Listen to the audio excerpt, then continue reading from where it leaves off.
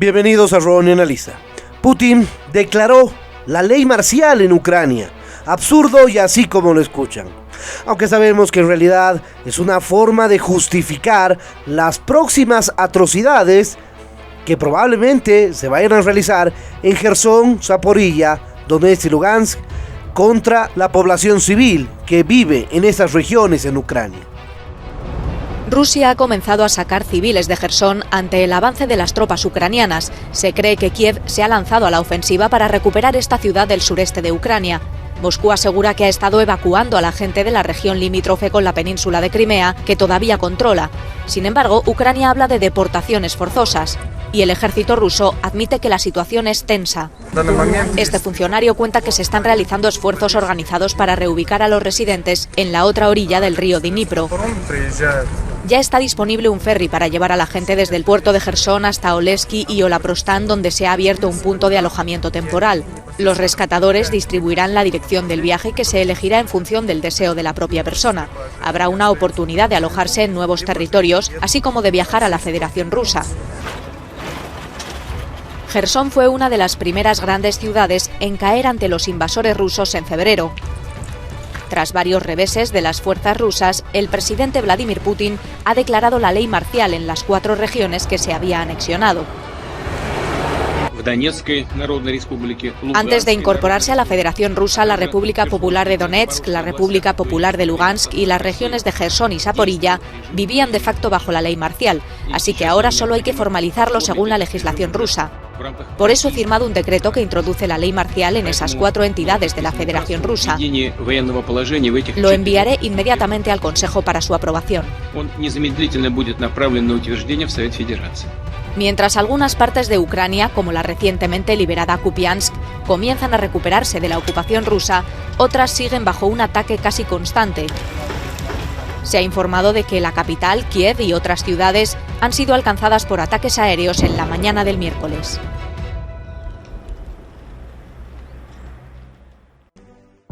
Jersón se prepara nuevamente para una dura batalla. Fue una de las primeras ciudades ucranianas en caer ante las fuerzas rusas al comienzo de la guerra. Ahora Rusia afirma que Kiev se prepara para recuperarla. Imágenes publicadas en redes por un funcionario ruso en Jersón muestran, según fortificaciones en las afueras de la ciudad. Los líderes prorrusos están pidiendo a los civiles que abandonen la ciudad para evitar muertes y dar margen de maniobra al ejército ruso. Tómense en serio mis palabras y evacúen rápidamente. No abandonaremos la ciudad, resistiremos hasta el final. Desde que emitiera la orden de evacuación, la administración prorrusa afirmó haber decidido desplazarse al otro lado del río Dnieper, pero prometió que las fuerzas rusas lucharían hasta morir. Retener Jersón será la primera gran prueba para el general Sergei Surovikin como nuevo comandante al frente de las fuerzas rusas en Ucrania. Surovikin admitió que la batalla por Jersón no será fácil.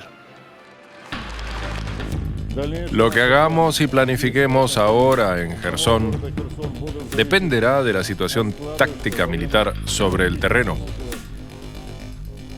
Lo repito, ya es muy complicada ahora mismo.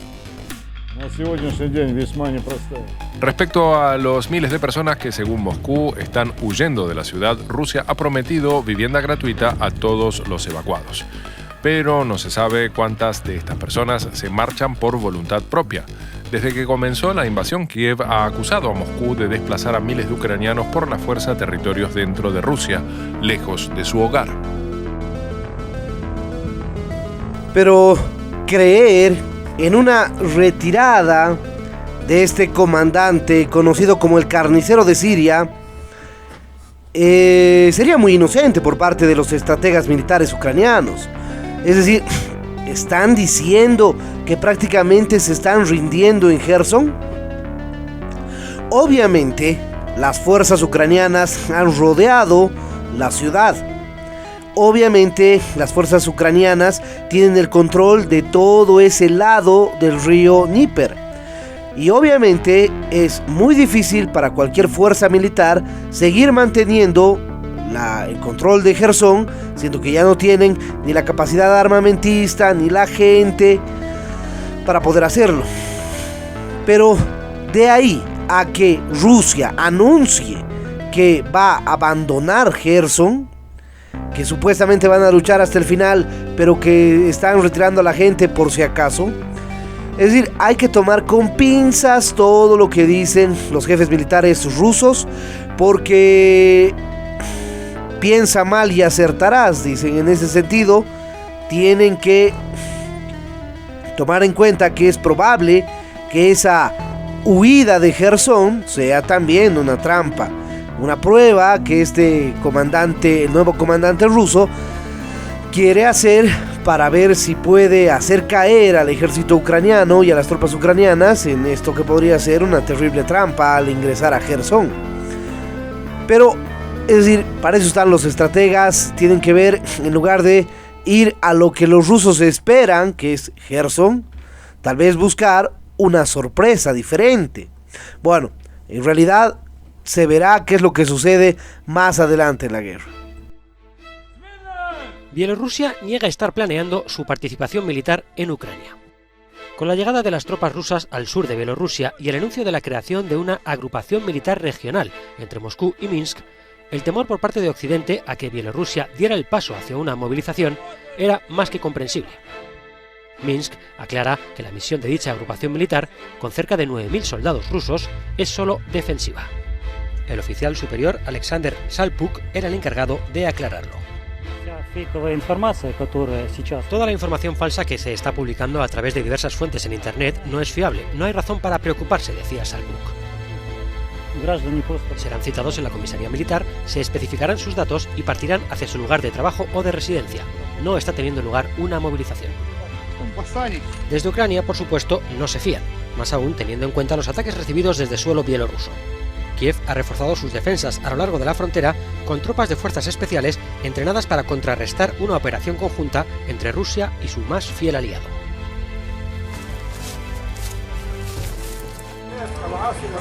En Ucrania, los bombardeos rusos con drones kamikazes no cesan y en la capital, Kiev, la gente vive al ritmo de las sirenas de alerta, refugiándose en el metro o en otros pasos subterráneos.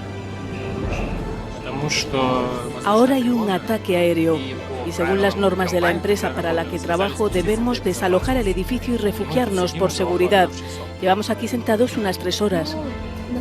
Ahora no tenemos tanto miedo como en febrero, al comienzo de la invasión. De hecho, cuantos más drones kamikazes y más misiles, más rabia me da, dice esta otra entrevistada.